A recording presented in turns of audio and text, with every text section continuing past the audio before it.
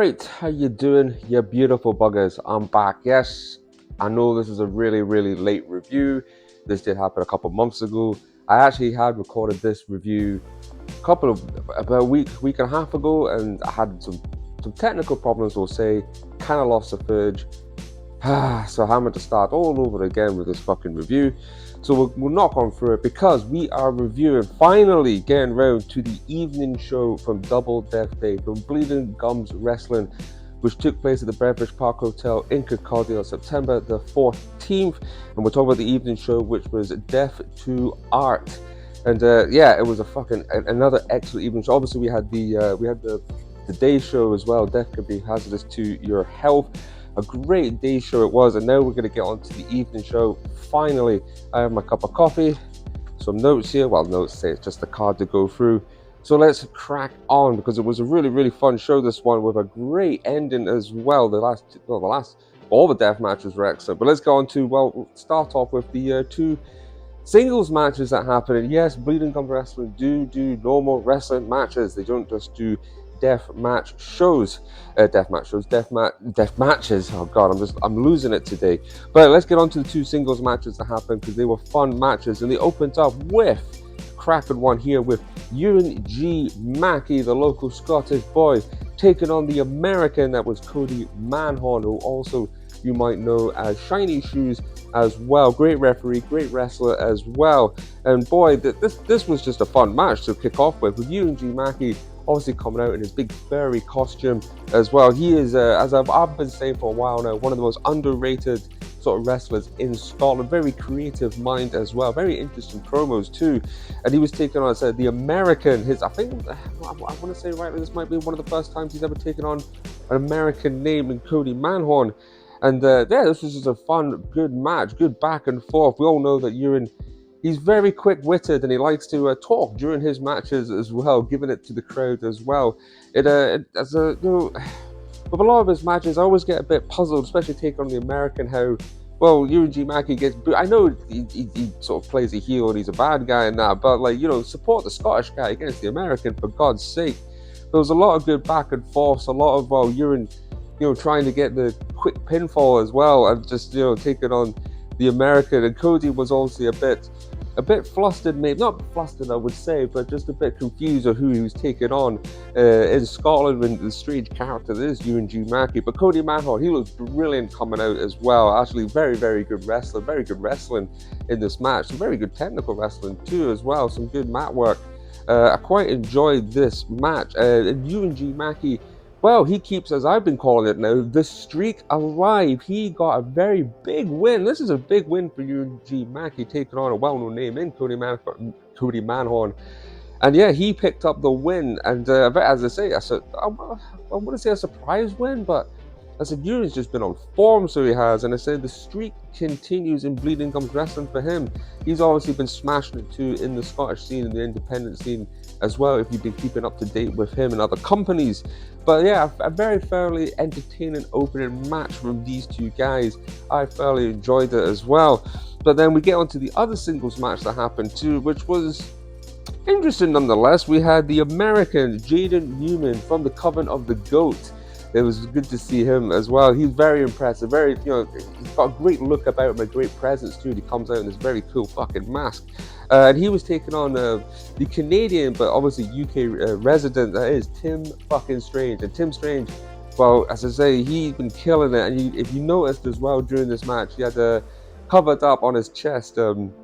He obviously had Cody Manhorn in the day show, and he took a hell of a fucking double stomp from the top rope with Cody wearing it was a gusset plate shoe or trainer, and that looked, I mean, some of you might have seen the pictures of Tim Strange's chest after that match. There was some nasty slashes on the front of his chest, so he had that covered up, which might have hindered him a little bit during this match. But these guys kicked off, well, a lot of back and forths obviously between them two, calling each other out obviously, and then we had a interesting dance off. Yeah, these two decided to have a little dancing match. They did, and I think they did play. What was it again? That South Korean tune. I'm sure all of you remember. I cannot remember the name of it, but it's obviously a well-known tune. But anyway, it was quite fun watching these two dance. I don't know who won. I guess you can have your own opinion who won the dance off. But again, with Tim Strange though, it is, he is a much bigger man, and it was obviously Jaden Newman trying to stand up to him, which is obviously a bit of a mistake for most opponents coming up against Tim Strange, because obviously most matches he is the bigger man, and it's hard to sort of get him down. But these two, again, really good match. Obviously, I think one of the fun spots that they do in the match, and all of Tim Strange's matches, when he decides to puts him on the second rope, gets his cowboy hat, and he loves to just shout that rodeo time, which I've seen a few times. I never get bored of Tim Strange doing rodeo time. I think he did it twice in this match, and you can see the distress in Jaden Newman's face during these sort of spots as well. But yeah, there were some hard chops as well in this match. As I say, Cody Manhole does this really cool maneuver where he sort of front flips over the ropes onto the edge of the apron too. But unfortunately for Tim Strange, he did not pick up the win. It was a big win for the American, Jaden Newman. Obviously, maybe an American quite enjoying beating a Canadian. I mean, I don't know how big of a rivalry there is between Americans and Canadians. I'm sure Canadians don't like the Americans. And obviously, it was a shame for Tim Strange, being that he's a fantastic wrestler as well. He definitely, we'll talk about the Liquid Filth review at some point, so we will, because he had an interesting, very, very good main event. And obviously, the deathmatch scene, Tim has been killing it over in America as well. But yeah, so those were the two singles matches, and I said another great win for Jaden Newman, who I think he lost in the day show as well, so he was due a fucking win. But I said two great singles matches, two good fun matches to open up the show with, and but then from here on in, it was just going to be nothing but death matches. So it was, and then we get into our first one, which, my God, this was just madness. Probably best thing to do is actually to go watch this damn match, because so much fucking happened. Because it was the 4-way tag team gauntlet death match. Andy the Booker decided just to throw the wallet away, throw the money away, and put on this amazing match. Because it was a DMO with Big F and Joe and Darko taking on the Legends Never Die of Scotland. They were fantastic as well. And then we had also Glasgow Grindhouse. And then last but not least, you had vulgar display of straight edge violence with Franco Fate and Jack Bennett in that team too. So as I say, this match was just fucking madness. The whole thing started, let me get this great with my fucking notes. So this started off with Glasgow Grindhouse taking on Legends Never Die, the two fucking Scottish teams in there. And obviously Legends Never Die, you've got King and Sparks. And then you've also got in Glasgow Grindhouse, you had Krieger and Lou King Sharp. And boy, these guys just went for it. You could tell these guys are definitely getting more into, especially Legends Never Die, want to get more and more into the deathmatch wrestling scene. They are very fucking keen. But unfortunately, though, it was Glasgow Grindhouse that came on top in this fucking match, beating Legends Never Die first. And then we had to wait who was going to come out next for Glasgow Grindhouse. And we got them. It was going to be Deathmatch Outlaws with Big F and Joe and Danny Darko. And we already know that Big F and Joe and Luke and Sharp have had a bit of a rivalry, some great matches, one from Lust for Death, and obviously the brilliant match they had at Wire and Ice. These two proper go at each other as well. There were some interesting spots, especially with, I think it was Krieger and Luke King Sharp sitting on some chairs while Joe and Darko were sort of above them, laying down some absolute killer punches to their faces. Right, I think I was right behind them during that fucking spot as well. But then we'll get right down to it. Fortunately, the other Scottish team were knocked out of this one as DMO picked up the pin to knock them out. And then we had, last but not least, vulgar display of straight edge power come out. So we had the two English teams at the end of it, which is a bit disappointing. I kind of wanted to see at least one of the Scottish teams get to the final two teams in this gauntlet match. This crazy ass gauntlet match. My God, I'm tripping over my words. And these two went at it again. I said 4 fucking brilliant deathmatch guys. And obviously we had someone like Franco Fay, who's also new to the deathmatch scene in the UK, and he has been smashed. A great look from that guy too. But then I said we'll get to the end of this, and it was DMO who eventually won the entire fucking gauntlet match, beating Vulgar Display of straight edge power, which was a shame. I kind of wanted to see Volga Display kind of pick up a big win, but no, we got DMO who picked up the win. And I said a lot. This match, there was a lot that happened, a fucking lot that happened. I would definitely recommend. I mean, watch the entire show, but if you really want to see what happened in this match, my God, go fucking watch it. We also got a very, very nice promo from Big Effinger and Danny Darko talking about the deathmatch scene in the UK, which right now is completely on fucking fire at the moment. As right now, it's one of the best scenes I think internationally in the world right now. I mean, Jesus Christ, everybody seems to be booking these guys up. I mean, we've seen a lot of UK guys recently going over to America and absolutely smashing it. But all four teams did really fucking well. I said this was a good match to watch. It was just too much to fucking cover. A lot, as I say, just a lot fucking happened in this. But I said DMO picked up a massive fucking win, taking on these three other teams. Well, see, they didn't take them all on because obviously there was a gauntlet match. But yeah, it was definitely when I heard that match was being announced, it was just, I knew a lot was going to happen in that fucking match as well. Let me just turn over my fucking notes. But yeah, so we'll get down to, well, I said the last three matches, the last three death matches as well. Because my God, we had a fucking banger after. This was considered probably one of the matches of the whole day. So it was, because we had the grass is always bloodier on the other side too. Cunt versus Cunt, this one was called. It was Alton Fawn, who has just been, wow, you know me, I'm a big fucking fan of that guy, and he is absolutely killing it in the UK scene right now. I'm sure some of you would have seen his big win down at Kumite as well, and he was taking on the Australian, the smash hit, that was Joe Bateman, one of the big international names that was coming over for this double death day. And my God, this was hard hitting. This was hard fucking hitting.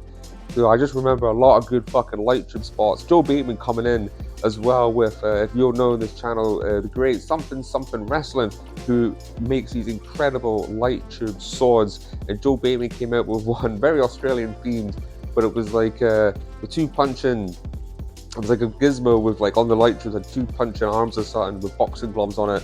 I think it was making reference to kangaroos. I think it was. Joe Bateman fucking loved that thing. That thing got used as well. But as I say, there was also another bucket, the headbutting spot. Jesus Christ. These two were just, Joe Bateman screaming at Alton to give him a proper good headbutt while they were down on their knees in the middle of the ring. And boy, some of them just looked nasty as fuck as well. It was, and then, well, the one spot we'll all remember, I remember seeing them set up this spot to see what it looked like during the break between the two shows, and Jesus Christ, I was terrified to watch this fucking thing. So they had a couple of chairs set up with more chairs set up on top of those. I think we had some wood, a big panel of wood, and then there was a glass panel on top of that. It looked brutal, like, and I was just sitting there going, who the fuck's taking that, and how are they gonna fucking take it? But there was a lot of back and forth on the apron. You're just waiting for somebody to go through it. But my God, oh Jesus, we had Joe Bateman on the outside of the apron. We had Alton Fawn on the inside of the ring, and my God, Joe Bateman decided to give this man a fucking mad suplex right over the rope, over the top, right through. The glass didn't actually fucking break, which part of me was kind of like, that's almost as bad as it not fucking breaking. It was just the way these two landed. I was quite scared. Both of them, though, tough as fuck to go through that fucking thing. Jesus Christ. Yeah, luckily Steve, I think it was Steve Dean was there, great referee, was down on the floor to make sure these two were fine, and luckily they could continue the fucking match. But yeah, as I say, we had Joe Bateman, the big international star there, but unfortunately, well, for him, Alton Fawn picked up the fucking win in this. A big win for Alton Fawn. So we had some big wins in this fucking show and over the two shows for the day. But Alton Fawn, big win for him with beating Joe Bateman, which is going to, again, put his name more on the fucking map. Joe Bateman obviously praised Alton Fawn as well. It was a bit like he wanted to shake his hand, and Alton Fawn sort of slapped it away. I thought, oh God, it's going to kick off again. But I think we did get that handshake in the end. But these two put on a fucking banger of a match. Absolutely. Could possibly be one of my favorite matches Bleeding Gums has done so far in its history. It was a lot of people after that match were saying that was one of the best matches they had seen from Bleeding Gums and, from the year actually. So that could be a match of the year contender possibly too, from, just fucking, let's say, a big win for Alton Fon, some crazy spots, the light chips. Oh, and the fucking cactus. I think there was a cactus spot in there too, which, if you've seen Alton from the very first fucking Bleeding Gum show, he is not a fan of fucking cactuses. I think he took one right into the arm. It was a big cactus set up in the fucking corner, so it was. But my God, what a fucking match this was. This was incredible to fucking watch. And I say, big win for Alton, so congrats to him. And it was definitely going to be a bit more interested with him later on in the night. If you were there, well, if you've watched the show, you know what I'm talking about. But before we could get to the last two matches of the fucking night, 3 technically, but we won't go into it yet. We got a surprise promo, a very surprise promo. We were meant to get Darwin, his love letter to England. And if you've seen the graphic for this, it was a big Union Jack with Princess Di in the middle of it. Very, very interesting. But I said, we were expecting Darwin to come out. Somebody else ended up coming out instead. We had fucking Daniel Doherty, as some of you might know, but Daniel is his current name right now. Sorry. Had a bit of a cold this week, so I had sorry for the sniffles. But so we had quite a big pop, a big surprise for Daniel coming out as well. We all know him from Rise. He's sort of thing right now. He's a very religious person. He had his Bible in hand, blasphemy to all the fucking fans. People were fucking screaming at him in his fucking face and that. I said it was a bit of a surprise seeing him coming out. So, he comes out and he started giving his promo, and we thought, well, we're not getting that. He first said that Darwin was going to go home after his disappointment with the response from the Scottish fans that he's been having. But no. He announced him, and sure enough, Dr. Leonardo Darwin did make his appearance, and my God, what he was fucking wearing. He had a big crown on his head, he had sort of the royal drape over, and the red shoes. The little red sort of girly looking shoes that he had on too. Just, oh God. And obviously him and Daniel are in cahoots right now, especially down at Rise, as Darwin changed Daniel Doherty into this sort of religious man of blasphemy. It was something else. So it was oh Jesus Christ, what can I say? But as I say, interesting promo. Give it a blasphemy. There was a lot of interesting chants from the fans. I don't know if I can repeat some of them towards both of them. I quite enjoyed it. I have changed position at this point and went to the other side of the ring. I was actually speaking to a good friend, Colin, of mine, when this all happened. We also had the appearance of I'm trying to remember. Yeah, so Darwin obviously calling out Lou Nixon, who obviously we've seen a lot of this at the time. There was a lot of sort of beef going between, BTT and sort of what Darwin had done to Brett Semtex to pick up the Rise Championship. And obviously we've seen at the Day Show, Darwin using that championship to fucking pick up the win against Ruby Roberts, which was a fun match to watch. So he calls out Lou Nixon. Lou Nixon sort of makes his appearance, as Lou Nixon is a very popular man at the moment and killing it. And a lot of things seemed about to go down. And then we had, I'm trying to remember this, Jasmine Sinclair then comes out, I think. And then one thing leads to another. It looks like Darwin is going to give her the kiss of life. But luckily Lou Nixon steps in to make this fucking save. You've seen the promo backstage as well. That was interesting to watch. I think Darwin has a little kink, a little thing for maybe Jasmine Sinclair, because it certainly didn't look like the kiss of life he was given. It was a bit sus, the whole fucking thing. But I'd say it was an enjoyable promo to fucking watch, an interesting one. Obviously, just a bit mad, to be honest. The whole thing. We'll have to see how this all fucking plays out in future shows, maybe for Bleeding Gums, if they choose to bring them all back. I was quite interested. I said Daniel also coming out was a bit of a pop, a bit of a surprise for everybody. But let's move on from that interesting promo to the last two matches. Let me just take a sip of my coffee. Thank you very much. And we had finally we got to this great match. It was for the Bleeding Gums Wrestling UK Deathmatch title, the 6 Million Ways to Die Deathmatch between the champion Michael Caden taking on Jack Harp. And Jack Harp, well, both these guys have just been fucking amazing. Obviously, Jack Harp has been just, his name is just growing in stature. What a wrestler. And deservedly getting a chance to take on Michael Caden, the great champion that has Michael Caden been. He's excuse me. He obviously picked up the championship in the Lust for Death tournament that happened earlier in the year. He's been a great champion and some great defenses. And well, what a hard-hitting match this was. Some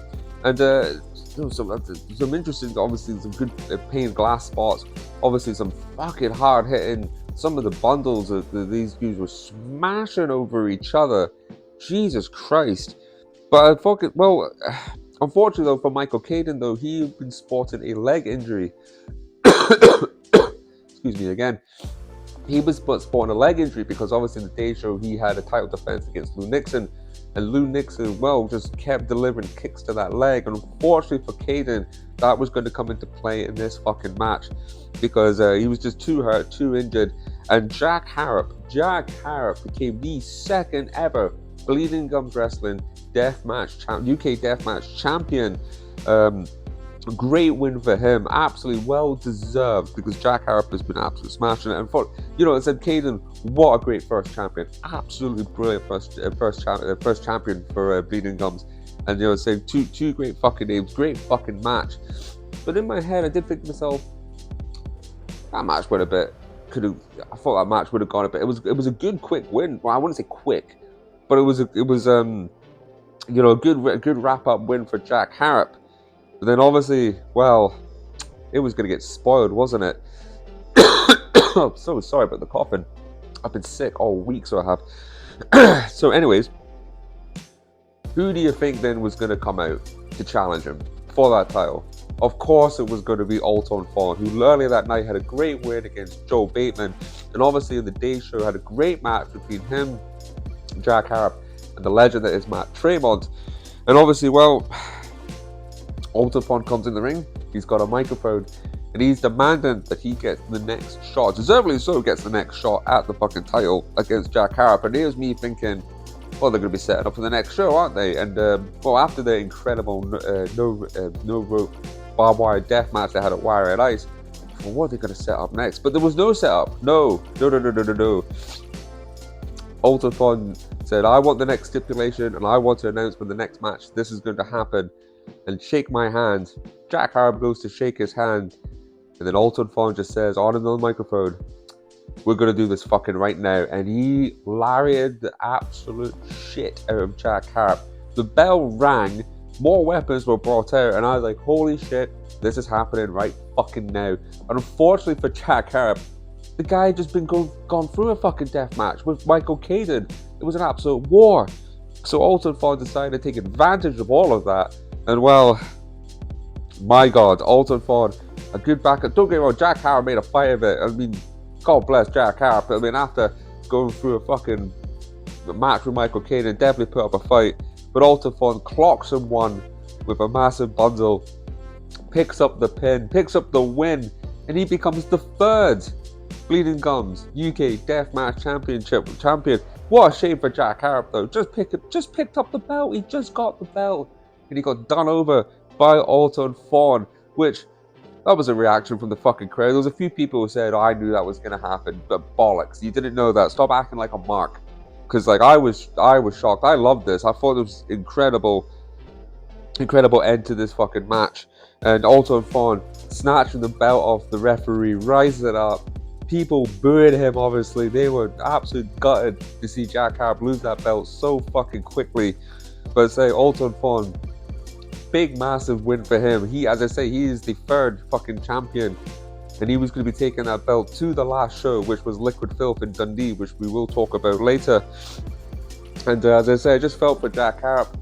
It was an incredible fucking two title changes twice with the same belt. Jesus Christ! And obviously, Alton went down to Kumite and picked up the Death Wolf title championship from Kumite against Danny Darko. And so he is now a double champion right now. As I said, probably just killing it right now in the UK scene. But fuck me, I mean, I was blown away, absolutely blown away what just happened. I think, as I say, some people knew, oh, I knew it was gonna. No, no, a lot of people were caught off guard with this one. But fuck me, that was awesome. I really enjoyed both those matches from Caden and Harp, then to Harp to Alton Fawn. Fuck it, I did not see that one coming. I thought they were set up for the next fucking show. Did they fuck? But yep, as I say, Alton Fawn came out as the new champion. Now let's get to the last match, because, well, this was a dream match. This is one of the reasons, probably the main reason people bought tickets for this. It was one of the main reasons I was fucking there, because I can't believe this was happening in Scotland. I can't believe this was happening mere half an hour from my hometown in Perth, that I was going to get to see the British godfather, the absolute grandfather of British deathmatch wrestling, the Iceman, who we've seen before, obviously, at Bleeding Gums Wrestling. An absolute honour to have this man at Bleeding Gums and involved in the company, taking on the Bulldozer in Matt fucking Tremont, which we obviously saw him in the day show have a big win against Alton Fawn and Jack Harrop. And but to see these two legends in the ring together was just surreal, absolutely fucking surreal. To have, to hear Separate Ways again too. Everyone just loves that song when Tremont comes out. But these guys, this was a 200 light tube death match, only the second one to ever take place in Scotland. Obviously, the first one happened at Lust for Death final between Michael Caden and Neil Diamond Cutter. But my God, these two, massive respect for each other, obviously. And I can't believe I was getting to see this match. Not down in England, not in America, in fucking Scotland, at Bleeding Gums Wrestling. The first time Matt Tremont had travelled abroad in 5 fucking years, he comes to Scotland, and our little, Bleeding Gums is this brand new company, deathmatch company, the only one in Scotland too. But my God, what a treat this was. Just, fuck me. Just with the 200 light tubes set up, brilliantly designed and set up by Brian as well. Shout out to Brian, who is he hates being called this, so please call him this. He hates being called the master of weapons, but that's his title. So but Jesus Christ, we knew we were gonna see just light tube after light tube after light tube getting smashed over these guys' heads, and then obviously they had like incredible spots with like the pane of glass over Tremont's back and getting smashed by a chair shot. They did the same sort of spot with forks as well. I managed to nick a couple of those forks as well myself after the match. Of course I was going to. But my God, these two just blow after blow after blow. And just, you just had to... I was trying to get as close as I could, getting showered with glass. I couldn't care less. But then obviously we had to get to the end of this match. And just a bloodied, violent glass everywhere. And what a fucking finish, by the way. Especially with a man of his size, with Matt Tremont.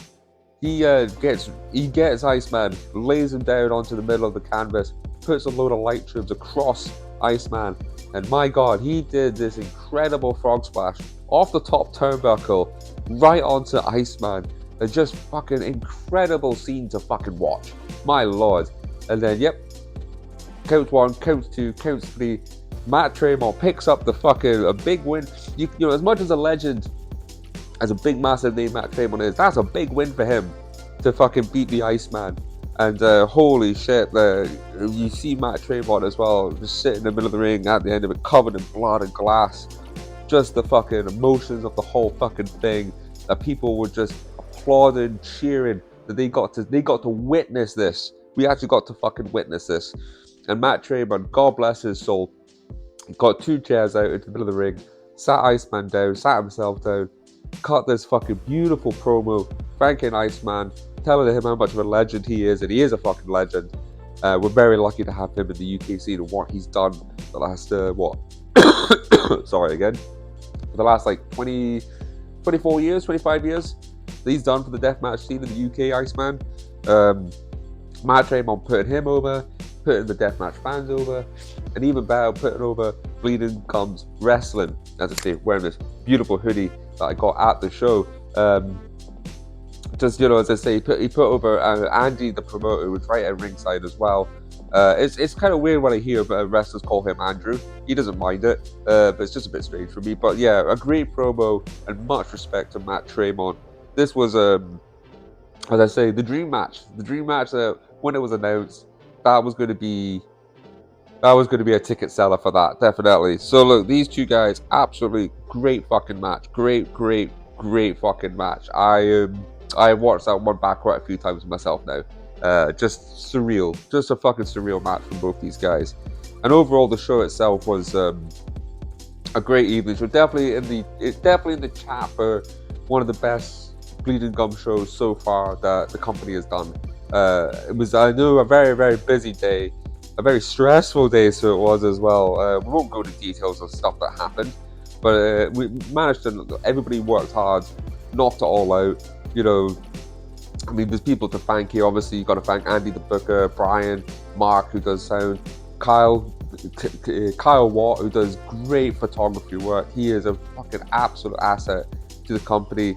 Stevie the Wizard, you've got to mention Stevie the fucking Wizard. He is possibly, in my eyes, not just in Scotland but the UK, one of the best ring announcers. So clever, so witty, a lot of fun, great fucking guy. Really, really nice man to fucking talk to.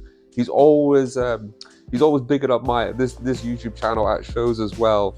So I've always got to thank Stevie for that. Big thanks to him always. Other people that are involved in helping with the merch stand, the venue people, the guys, Musso and his team, the W3L and the FCW guys coming to set the ring up. What a day! What an absolute day! An absolutely shattering day. I was out the venue at 9:30 in the morning. Left the venue about 10:30, 11 o'clock. After saying my goodbyes to everybody, but what a day for Bleeding Gums Wrestling. Absolutely having the big international names come over, like Jaden Newman, Cody Manhorn, was it Joe Bateman from Australia? Very, very lovely man, Joe Bateman. Very lovely to talk to. And obviously having the builders, very surreal. I spoke to Andrew after the show, and we were both just saying how surreal it was and how unbelievably crazy it was to have Matt Tremont over in Kirkcaldy for this fucking show in Scotland. Was just, I never thought I would, I mean, who knows? Who fucking knows what other big international names will now want to come to Scotland? I mean, I've got a dream list of people that I would love to come to Scotland and experience it. And I'm sure in the States, Bleeding Gums Wrestling is getting a lot of love at the moment, so it is. And I'm sure more wrestlers would be interested to come over to see what it's all about, because Matt Tremont put the company over too at the end. So yeah, just thank you to everybody. Absolutely everybody killed it. And I say you can go into IWTV and watch the shows over and over again. And I'm sure at some point the DVDs will come out from. He hates being put over, but Danny Douglas at DMO, who does all the merch, the DVDs. This guy helps out with shows as well. Helps set up him and his dad. Brilliant people. So I'm sure the DVDs will come out soon. Please go buy them. Go to Bleeding Gums too to buy more merch. As I say, I'll be back again to talk about the last show of the year, Liquid Filth, happened in Dundee. Dundee's first ever deathmatch show. What a great show too to finish up on the year too. But I will be back to talk about that. Again, sorry for the lateness of this review. My life has just been turned upside down recently. So anyways, everything's good. I'm going to drink some more coffee. I hope the review was okay. It's not my best fucking review. It's been a bit of a strange fucking week for me. But I will be back because there's been more news in Scottish wrestling. There's a new company coming up in Glasgow, which I'll do a little news video about. Obviously, we'll also talk about the recent announcement Bleeding Gums also fucking made for next year. We will talk about that because there's some huge news coming out of that as well. So look, I will love yous and leave yous. I hope you guys give me... I don't say this enough for this YouTube channel. I usually hate saying stuff like this. So I don't want to sound like a total YouTuber, but I am though. Please like, please subscribe, please get the name out there for me. As I say, if you ever see me at shows, please come say hello. I know I don't have the mustache anymore. There's reasons for this being gone. Trust me, some of the wrestlers want it back, but it's not coming back. I'm very sorry. But anyways, look, I'll shut the fuck up. You guys have a great day, and I will see you for another fucking video. Cheers.